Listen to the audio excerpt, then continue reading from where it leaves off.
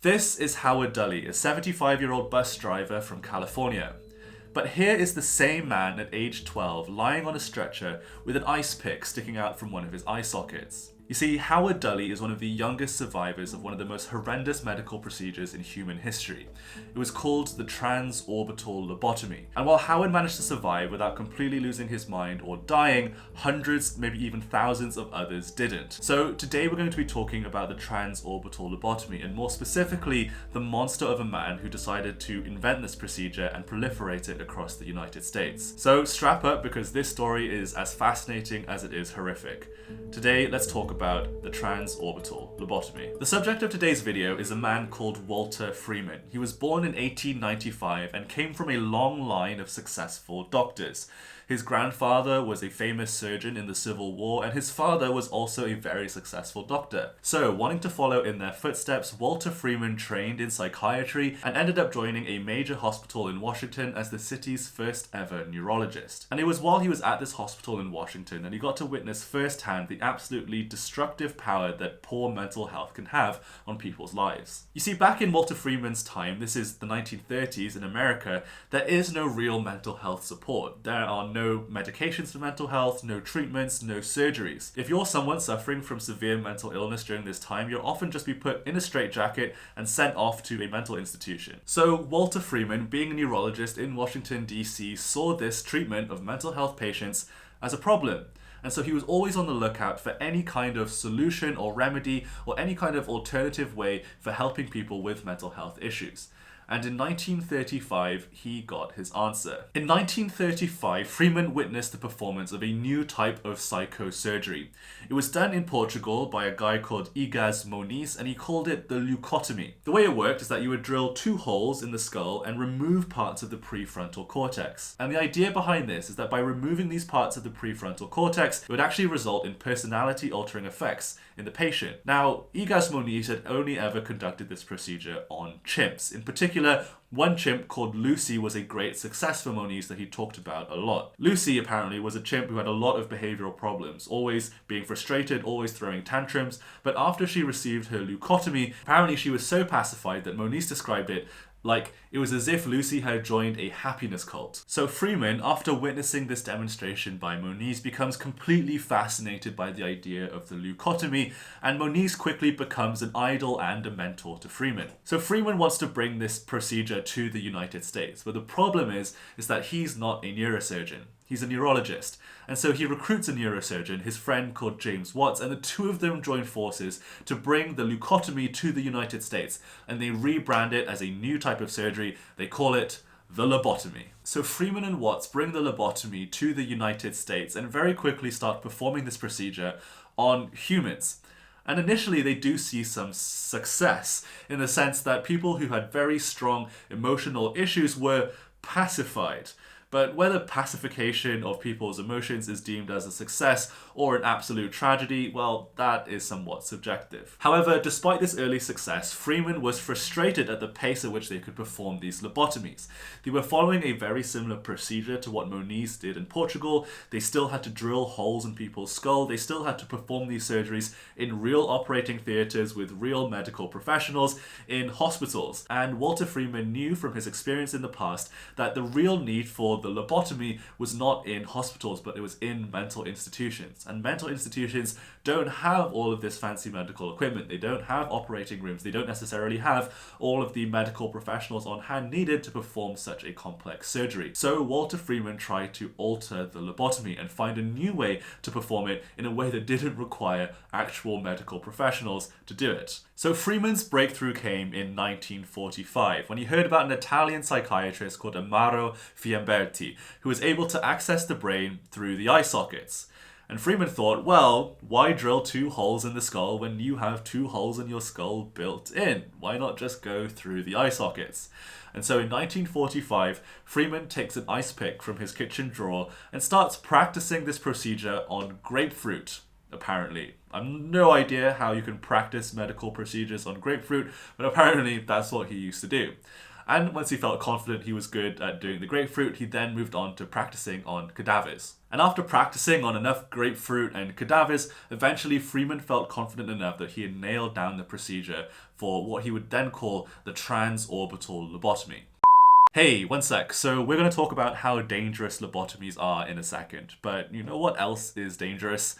The internet. And that's why today's video is sponsored by Aura. This one is just for my US viewers, so if you're from the US, listen up. On the internet, there are these people called data brokers. And essentially what they do is they take your personal information and they sell it to third parties.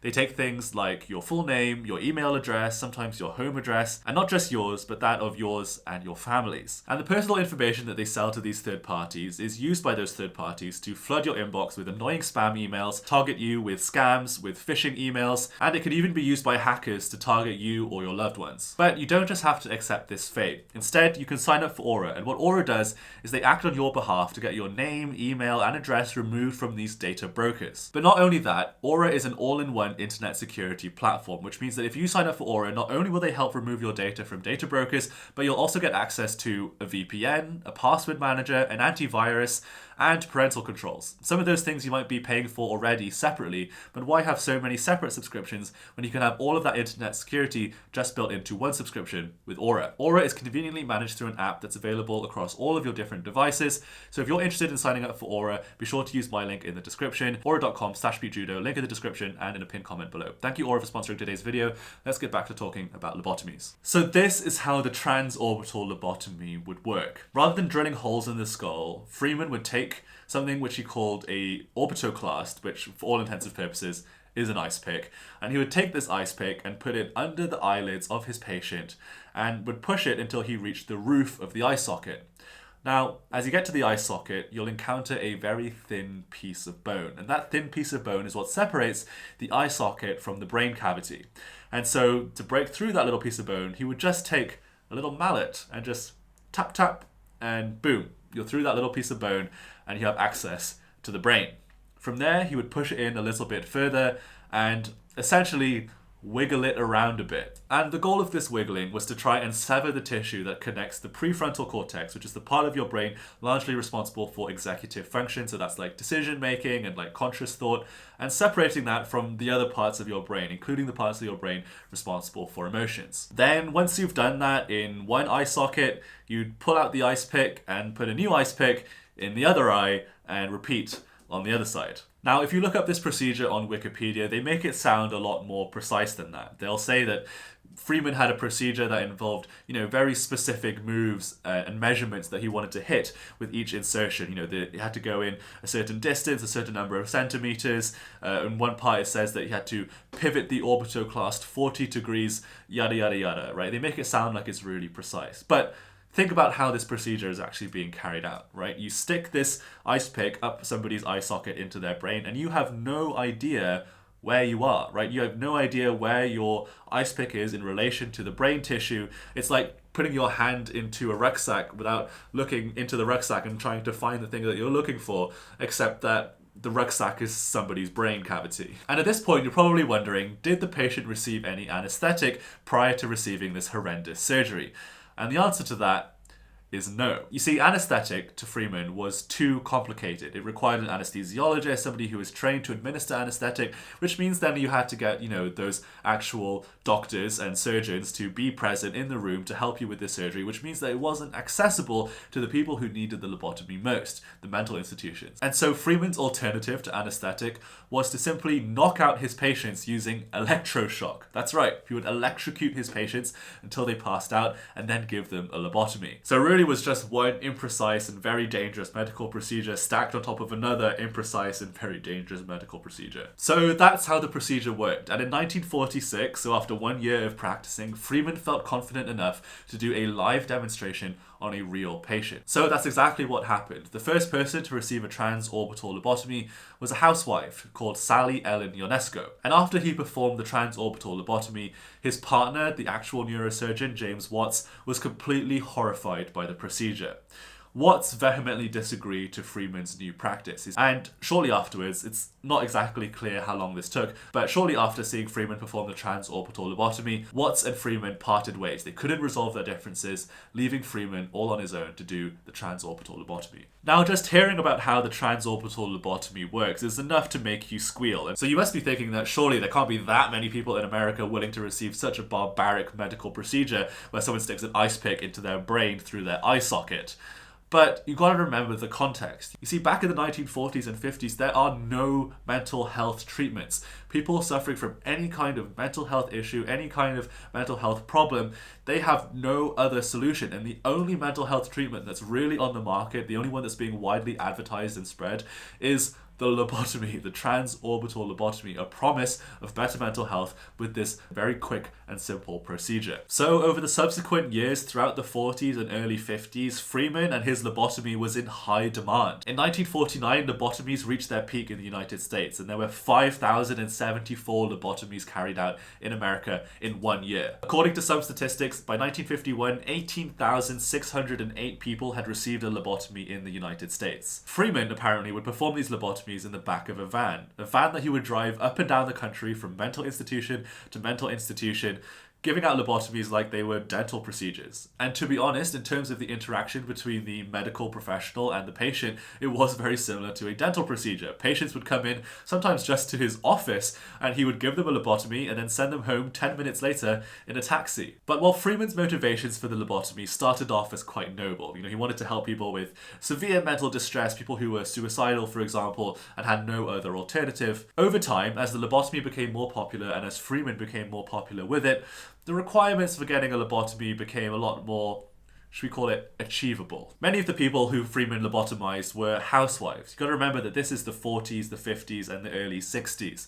And so women's rights are not exactly in the best place at this time. And husbands were often getting their wives lobotomized by Freeman for things as common as postpartum depression, or just generally being moody. And just for something as simple and normal and common as that, many women across the United States were getting lobotomies. Another tragedy of Freeman's lobotomies was the impact on the gay community. In fact, it's estimated that about 40% of Freeman's patients were gay men who received a lobotomy in order to try and change their sexual preferences, something which Freeman had absolutely no medical basis for. And finally, of course, there's Howard Duddy, who I introduced to you right at the very start of this video.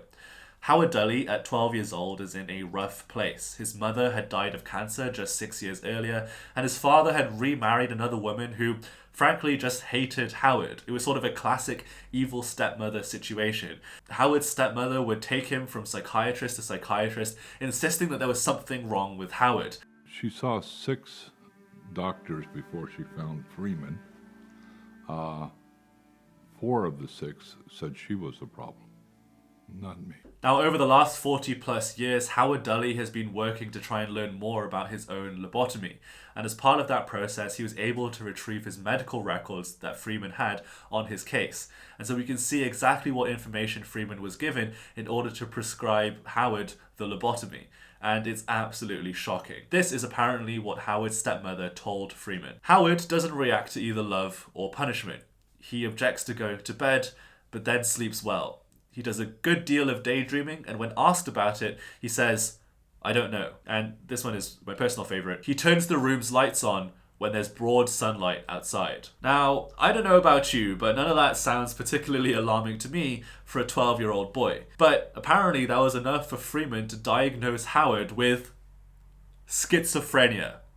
Right? Schizophrenia. That was enough to diagnose Howard with schizophrenia. And as a treatment for schizophrenia, Freeman obviously prescribed the transorbital lobotomy. So Howard gets his transorbital lobotomy, as do thousands of others. And as time goes on, Freeman and the lobotomy get more and more popular. But with the attention also comes critics. So the first problem with the transorbital lobotomy was that relapses were common. And so people would sometimes come back to Freeman to get multiple lobotomies because their symptoms would come back after a short while, presumably after their brain had healed. But worse than that, after receiving the lobotomy, lobotomy, many people became severely mentally impaired or just straight up mentally disabled. One major blow to Freeman's credibility happened when he did the transorbital lobotomy on John F. Kennedy's sister, Rosemary Kennedy. After receiving the transorbital lobotomy, Rosemary had severe mental and physical disabilities, and this was a huge publicity problem for Freeman and his procedure. And of course, the biggest publicity problem for the transorbital lobotomy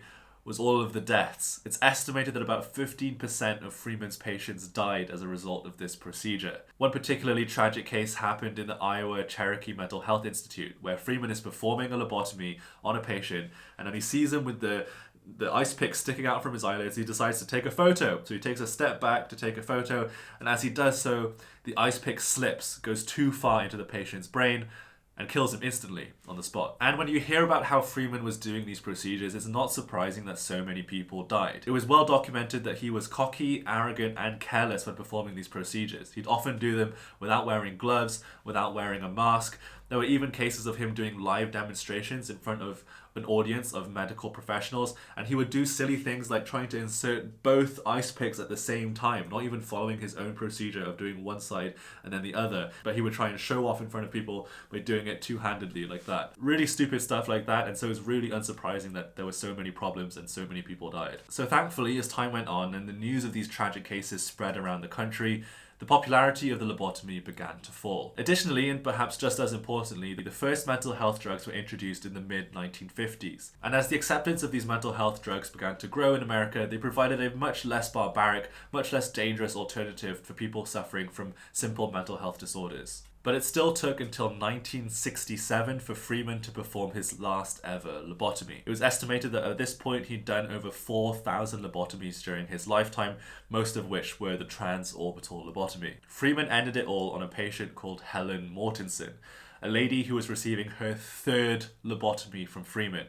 But her third lobotomy was to be her last, because after Freeman inserted the ice picks into her brain, she suffered a brain hemorrhage and died. After the death of Helen Mortensen, Freeman was finally banned from doing surgery. But after this, Freeman spent his remaining years traveling up and down the country, visiting his former patients, trying to prove that his transorbital lobotomy was a good thing. But as much as he tried, most people today only remember him as a monster. Freeman ended up dying 5 years later in 1972, due to complications in a cancer operation. So where are lobotomies at today? Well, unsurprisingly, they're banned in most countries and in most states across America.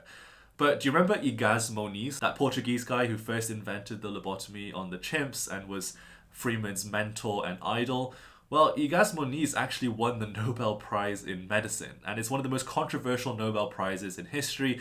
Loads of people have asked for the Nobel Committee to rescind his Nobel Prize for inventing the lobotomy, but for some reason, they refuse to. So that's the history of the lobotomy. There's really no existential point that I'm trying to make with this video. I just think the story is as fascinating as it is horrific. If you want to learn more about the lobotomy, I highly recommend you listen to My Lobotomy from NPR. It's actually a piece done with Howard Duddy as the main host, and Howard Duddy is talking about his own experience about receiving the lobotomy, and it journeys his discovery to learn more about how this tragic event actually happened. It's a fantastic piece of media. It's only about 20 minutes long, and I'll have that linked in the description below if you're interested. Highly recommend it. Alright, thank you guys so much for watching, and I will see you in the next one. Bye-bye.